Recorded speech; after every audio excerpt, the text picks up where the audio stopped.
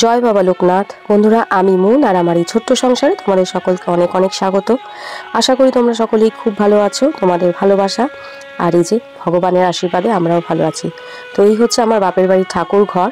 আর এখন সকালবেলা মা মঙ্গল ঘরটা পাতার প্রস্তুতি করছে। আর এই হচ্ছে আমাদের লোকনাথ বাবার মূর্তি।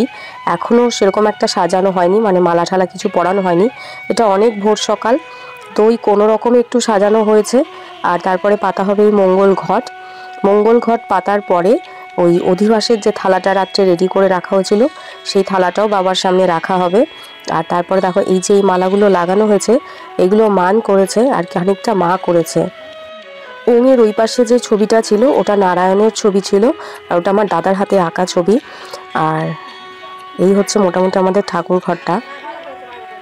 আর এ পাশে গণেশ, ওই পাশে গোপু, নারায়ণ, শিলা সবই আছে, কেউ বাদ নেই, কেউ বাদ যাননি। মোটামুটি এই ঠাকুর ঘরে প্রত্যেকের স্থান হয়ে গেছে, ঠাম্মা করে রেখে গেছে। আর এটা হচ্ছে আমার ঠাম্মার হাতে গড়া ঠাকুর ঘর। এখানে যা কিছু মানে দেবী দেবতার ছবি তোমরা দেখছো সবই ঠাম্মার আনা। আর ওপাশে হচ্ছিল গ্র্যান্ডপা আর ঠাম্মার যে গুরুদেব তার ছবি। আর এই যে এভাবে পাতা হয় মঙ্গল ঘট। তো দেখো মঙ্গল ঘরটা মা পেতে নিচ্ছে। আর ওপরে মান ছিল, আমি ছিলাম না।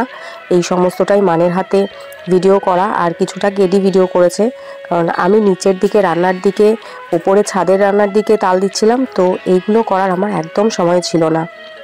আর আমাদের বাবার গায়ে যত গয়না দেখছো সবটাই সোনার রূপোর গয়না। অনেকে আবার মানসিক করেছিল যারা, তাদের মানসিক পূর্ণ হওয়াতে বাবাকে গয়না দিয়ে গেছে। আর বেশ কিছু গয়না হচ্ছে আমাদের নিজেদের বাড়িতে করে দেওয়া। আরও অনেক গয়না রয়েছে, কিন্তু পরানো সম্ভব হয় না দেখে পরানো হয় না, ঘুরিয়ে ফিরিয়ে পরানো হয় বাবাকে। তো যাই হোক, দেখো কীভাবে মা মঙ্গল ঘটের মানে পুরোপুরি রেডিটা করে নিচ্ছে। মিশনে কিন্তু, লোকনাথ মিশনে কিন্তু এভাবেই পুজো করা হয়, আর যজ্ঞও করা হয়, অধিবাস করা হয়। যেভাবে অধিবাস করে বিয়ের, ওরকমভাবে অধিবাসও করা হয়। কিন্তু এত কিছু মায়ের একার পক্ষে সম্ভব নয় দেখে মা যতটা সম্ভব সেভাবেই করছে।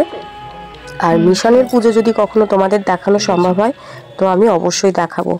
আর দেখো মায়ের সাথে অধিবাসের ঘরটা তোমরাও বসাও। এখানে মান আর মা দুজনে মিলে উলু দিয়েছে, মানে জোকার দিয়েছে।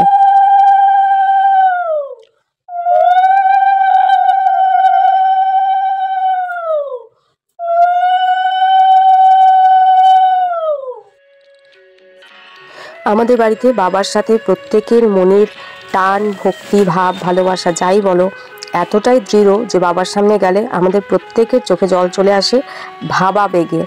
তো আর হ্যাঁ, আমরা কিন্তু লোকনাথ বাবা বলি না, আমরা বাবাই বলি। আর আমি তো সবসময় বলি উনি আমার সব কিছু, আমার বন্ধু। আমি ওনার উপর রাগও করি, ওনাকে বকি। তো এইভাবেই আমরা কিন্তু সেবা পুজো করি। অনেকেই বলবে এ আবার কীরকম, কিন্তু খুব সত্যি কথা, আমরা কিন্তু এভাবেই সেবা পুজো করি। আর এদিকে মা দেখো বাল্যভোগ দিয়ে দিয়েছে, যেটা সিদ্ধান্ন হয়, মানে গোবিন্দভোগ চাল না আতপ চালের করে। আর সমস্ত রকম সিদ্ধ দেয়, ঘি মাখন এসব দিয়ে বাল্য সেবাটা দেয়। তার আগে মাখন মিশ্রি সেবা হয়ে গেছে, আর এটা হচ্ছে ওই সিদ্ধান্ন বাল্য সেবা।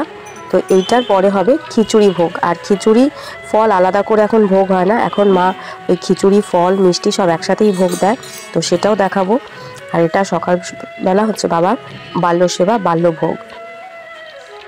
তোমাদের আজকে লোকনাথ বাবার পুজোর অনেক কিছু আমি বলবো, যেগুলো মিশন থেকে আমরা শিখেছি, আমরা জানি মিশনে যেভাবে পুজো করা হয়। বাবার এই যে বাল্য সেবার ভোগটা দেওয়া হচ্ছে, এই সেবার ভোগ কিন্তু সবাই খেতে পারবে, এবং এই ভোগ খেয়ে কিন্তু, মানে এই প্রসাদ খেয়ে কিন্তু সবাই প্রত্যেকে পুজোর কাজ বলো, অঞ্জলি বলো দিতে পারবে। যেহেতু আমরা বাবা বলে ওনাকে পুজো করি, আমাদের বাবা, তো সন্তানের কাছে বাবা মা যেরকম হয়, তো আমরা কিন্তু সেই রকমই। তো বাবা মাকে যেমন আমরা যে রকম পরিস্থিতিতে, যে কোনো পরিস্থিতিতে তাদের খাবার দাবার সমস্ত কিছু করতে পারি, তো লোকনাথ বাবারও কিন্তু তাই। আমি ভিডিও করছি, আলুওয়ালা আলু লেলো, অসহ্য বলে কিছু নেই। আর ওটা যে গেল, ওটা আমার ভাই। আর এরপরে বাল্যভোগ মাখা হবে, সবাই আমরা প্রসাদ পাবো, তারপরে বাকি কাজ করব। আর মনে হয় এতক্ষণে কুন্তল চলে গেছিলো, মানে কেডি আমাদের বাড়িতে চলে এসেছিলো। আর এই ভিডিওগুলো ওর হাতেই করা যথাসম্ভব। তো যেটা বলছিলাম, মানে আমরা যেরকম জন্ম মৃত্যুর অসৌচ পালন করি, অসৌচের সময় যেমন আমরা কোনো পুজো আচ্চার কাজ করি না, কিন্তু বাবার পুজোয় কিন্তু সেরকম কিচ্ছু নেই। আমিও কিন্তু কতবার পুজোর কাজ করেছি, যখন অমিত মারা গেছিল, আমাদের কালস ছিল, কিন্তু বাবার পুজোর কাজ করা যায়, এটা মিশন থেকেই বলেছে যে বাবার কাছে কোনো সূচি অসুচি বলে কিছু নেই। ইভেন পিরিয়ডসের সময়ও কিন্তু যদি পুজোর সময় তোমার পিরিয়ডস শুরু হয়ে যায় বা হয়, তুমি কিন্তু বাবার পুজো করতেই পারো, কোনো আপত্তি নেই। হ্যাঁ, তবে তোমাকে বাবার কাছে সন্তানের মতন সমর্পণ নিজেকে করতে হবে। তুমি যদি তাকে ভগবান রূপে পুজো করো তাহলে করো না, যদি তাকে বাবার মতন করে তার সেবা করতে চাও অবশ্যই করতে পারো, কারণ মিশন থেকে বলা হয় বাবার পুজোর কোনো সূচি অসুচি বলে কিছু নেই। আর তারপরে বাকিটা যেটা সাজানো বাকি ছিল সেইগুলো মান কমপ্লিট করছে এখানে, আর কেডি ভিডিও করছিল। তো যাই হোক, জানি না মান একা একা কী করছিল। পরে গিয়ে দেখেছি যে ঠাকুরের সিংহাসনের মাথায় চশমা বানিয়েছে, সেটা তোমরাও দেখতে পাবে যে কীরকম চশমা বানিয়ে ডিজাইন করেছে। আর এই যে গেটের ফুলগুলো ও লাগিয়েছে, যার জন্য একটা বেশি ঝুলে গেছে, একটা কম ঝুলেছে। তো যাই হোক, কোনো দিন করেনি, এই বছর ফার্স্ট টাইম করছে, নিজের স্ব ইচ্ছায় স্বেচ্ছায় এই কাজগুলো করছে। বাবার কাজ করতে গেলে না, বিশ্বাস করো, আমাদের বাড়িতে যেই আসে সেই বলে যে আমি কাজ করবো, আমাকে কাজ করতে দাও। কি কাজ করতে হবে বলো? অনেকেই আছে যারা মানে ঠাকুরকে ফুল মিষ্টি দিতে এসে কাজ করে দিয়ে গেছেন। আর এই যে ভেতরে অর্কিডের মালাটা দেখছো, এটা আমার মেজো কাকা এনে দেয়, প্রতি বছর কাকা বাবাকে অর্কিডের মালা পরান। আর আমাদের ছাদে সেই স্থলপদ্ম ফুটেছিল, তো ভাই একটা স্থলপদ্ম এনেও বাবাকে দিয়েছে। প্রতিদিনই হয়, বাবা পান ছাদের বিভিন্ন ফুল, তো আজকে স্থলপদ্ম পেয়েছে। আর এই যে পুরোটা ওই যে কর্নারে, ওটা আমার দাদার হাতে আঁকা। এখানে প্রত্যেকের স্থান আছে, কেউ বাদ নেই, এই ঠাকুরঘরে কারো কেউ বাদ নেই, প্রত্যেকে জায়গা পেয়েছেন।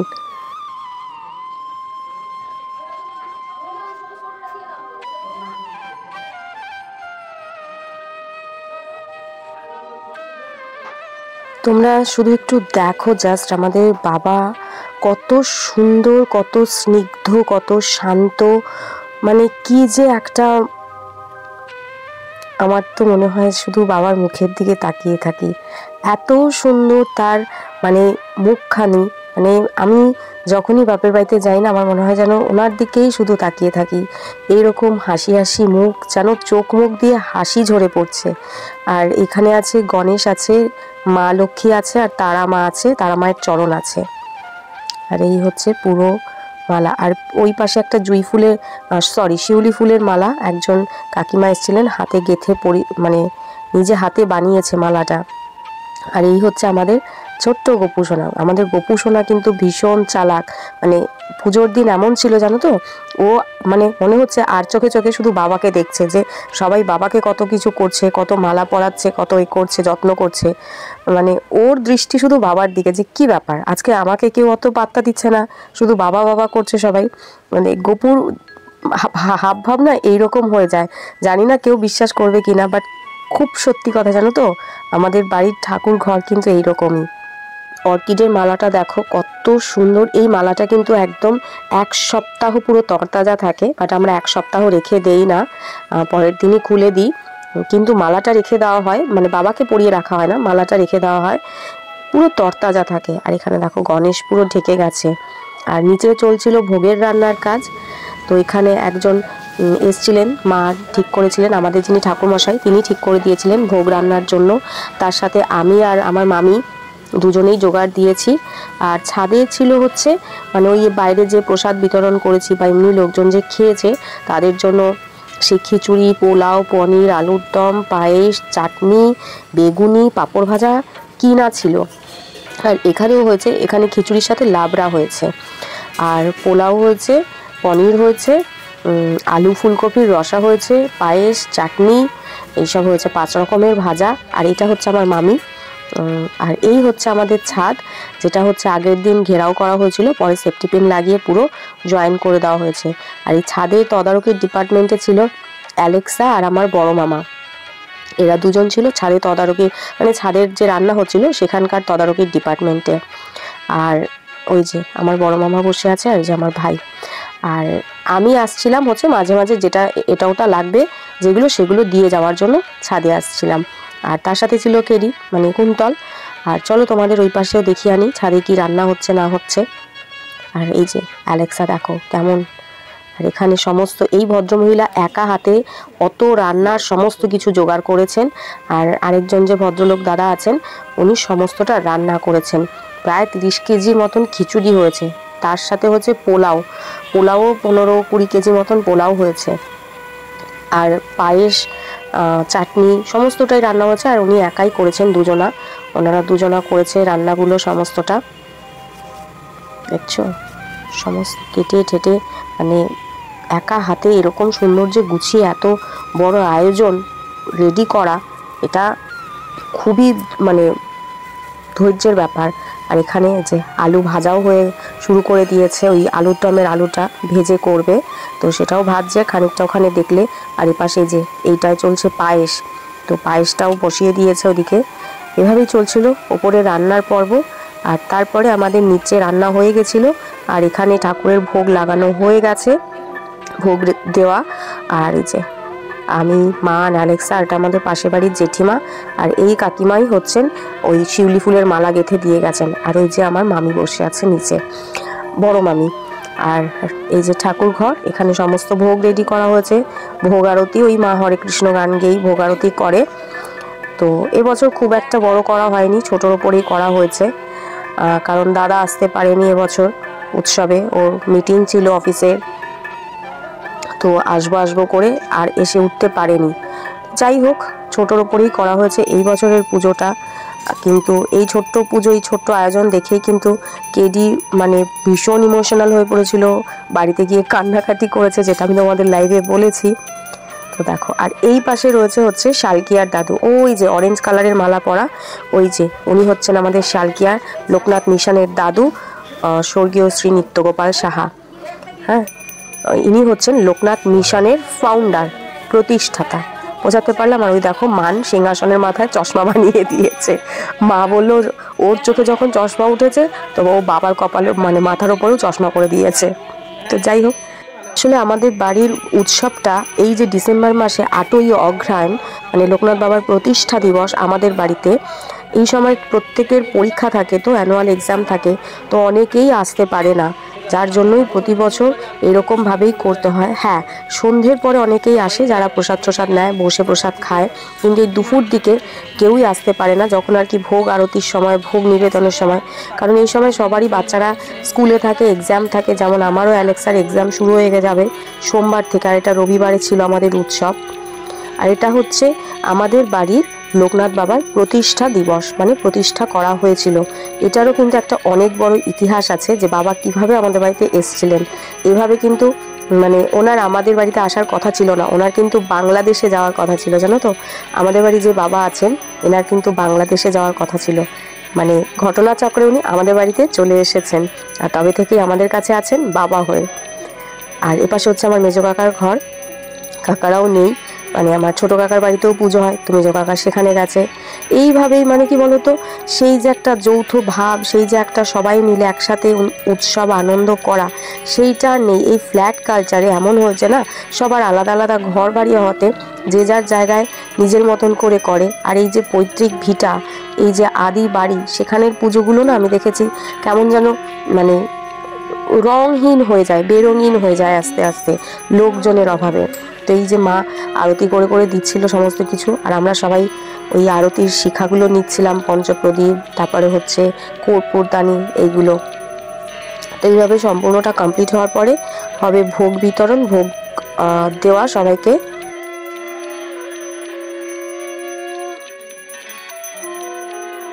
প্রায় 2-3 বছর ধরে মাই এগুলো করছে। তার আগে গ্র্যান্ডপা যখন বেঁচে ছিলেন, গ্র্যান্ডপাই এই সমস্ত কাজটা করতেন, মানে বাবাকে ভোগ নিবেদন করা, ভোগের আরতি করা, এগুলো সব গ্র্যান্ডপা করতেন।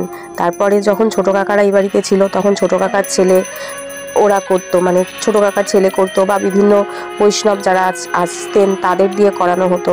এবার তারাও চলে যাওয়ার পর থেকে এখন এই সম্পূর্ণ দায়িত্বটা পড়েছে মায়ের ওপর, তো মাকেই সবটা করতে হয়। ওই জন্যই এবছর আমরা রান্নার লোক রেখেছি, না হলে পরে অন্যান্যবার মাই ভোগের রান্নাটা করতো। গত বছরও মাই ভোগের রান্না করেছে, এবার সম্ভব নয় দেখে ভোগের রান্নার জন্য আমরা একজন রান্নার, মানে উনি ব্রাহ্মণ বৈষ্ণব, তো ওনাকে দিয়েই করা, মানে নিরামিষ খান উনি, তো ওনাকে দিয়েই ভোগের রান্নাটা করানো হয়েছে।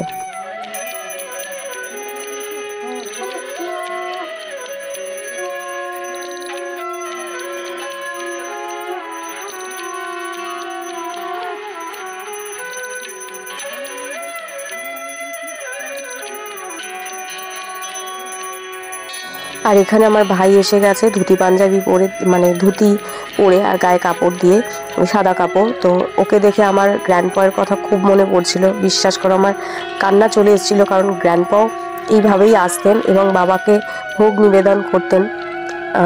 চোখের সামনে গ্র্যান্ডপাকে খুব মিস করছি, এই জীবনের মতন ওনাকে মিস করব।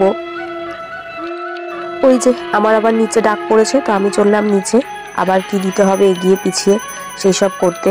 আর নিচে ঘরটাও পরিষ্কার করে ফেলতে হবে, কারণ ভোগগুলো নিয়ে নিচে নামা হবে, এরপরে নিচের ঘরে রাখা হবে, তারপরে সবাইকে ভোগ বিতরণ করা হবে। তো সেই জায়গাগুলো আমাকে পরিষ্কার করে ফেলতে হবে।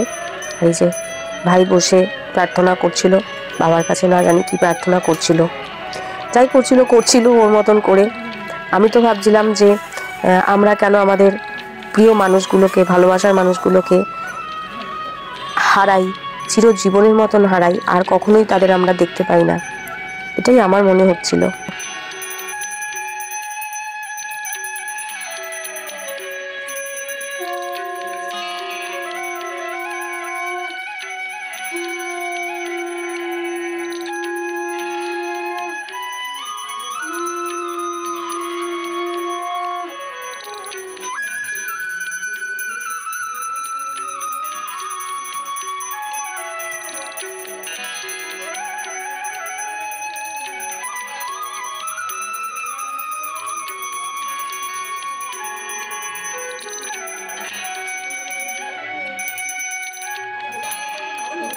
আর তারপর দেখো এবার হচ্ছে ভোগ নিয়ে, এই যে বাবার ভোগটা ভাই মাথায় করে নিয়ে নামলো, তারপরে আমরা এক এক করে সবাই ভোগ নিয়ে নামবো। এই যে গোপালের ভোগটা মান নিয়ে নামলো, এরপরে যে যেরকম পারবে হাতে হাতে করে নিয়ে নেমে যাবে ভোগগুলো। তারপরে এই যে নিচের ঘরে রাখা হবে ভোগ, দেওয়া হবে সবাইকে। তো সবাই ভোগ দর্শন করলে কেমন লাগলো অবশ্যই জানিও কিন্তু। আর হ্যাঁ, কমেন্টসে আর কিছু লেখো না লেখো, জয় বাবা লোকনাথ কিন্তু অবশ্যই লেখো, কারণ বাবা কিন্তু সবার মনের বাসনা কামনা পূর্ণ করেন, আমাদের বাবা তো অবশ্যই করেন। তো লিখতে কিন্তু একদম ভুলো না। এরকমভাবে সবাই হাতে হাতে আমরা ভোগগুলো নিয়ে নামছিলাম। আর এই সিঁড়ির মাঝখানে কেরি দাঁড়িয়েছিল। আর তোমাদের বললে হয়তো বিশ্বাস করবে না, আমি নিজের এই ভিডিওতে দেখে ভাবছি ভাই আমি কত মোটু হয়ে গেছি, মানে আমার আন্দাজ ছিল না যে আমি এত মোটু হয়েছি। বিশ্বাস করো আমার কোনো আন্দাজ ছিল না, কারণ আমার ঘরে তো ফুল আয়না নেই যে ফুল নিজেকে দেখতে পাবো। ভিডিওতে দেখে বুঝতে পারছি যে সত্যি আমি অনেক মোটু হয়েছি। এবার আমার মেরা কুছ করনা পারেগা। তো এই ছিল সমস্ত ব্যাপার, পুজো। আচ্ছা, আর এই যে ঘরে এখানে ভোগ এনে রাখা হয়েছে, এবার হবে ভোগ বিতরণ। আর আজকের এই ভিডিওটা আমি এখানেই শেষ করব। সবাই খুব ভালো থাকবে, সুস্থ থাকবে, সাবধানে থাকবে। আর হ্যাঁ, বাবাকে স্মরণ করবে। জানি না কজন বিশ্বাস করো, কিন্তু স্মরণ করে দেখো, ফল পাবে।